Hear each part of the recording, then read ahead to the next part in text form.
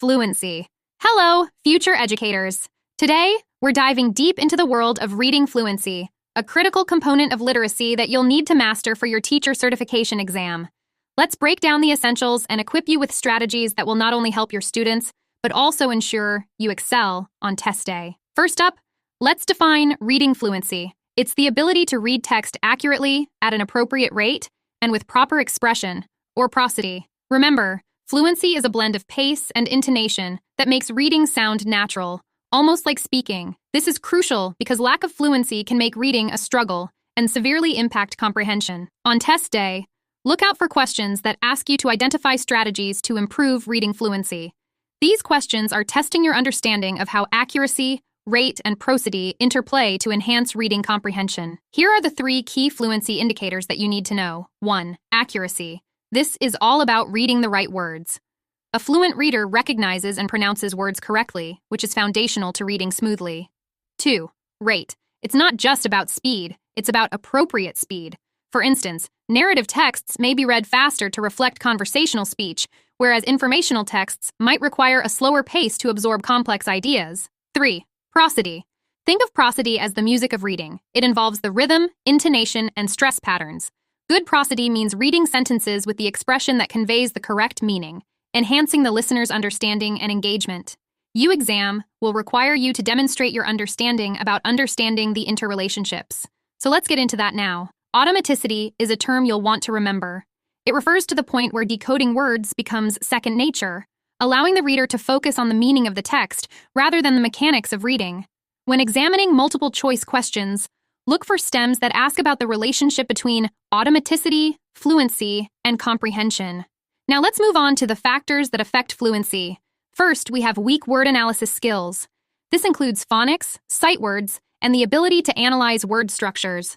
A strong foundation here reduces hesitations and miscues in reading.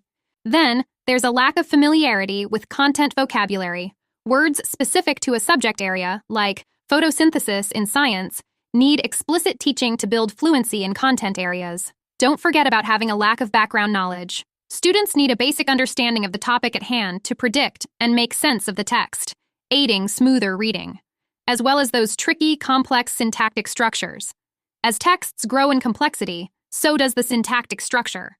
Understanding varied sentence types supports better fluency. Get ready to answer test questions about text selection and instructional strategies. So let's talk about this now. Choosing the right text is pivotal. For beginners, decodable texts help build confidence and skill.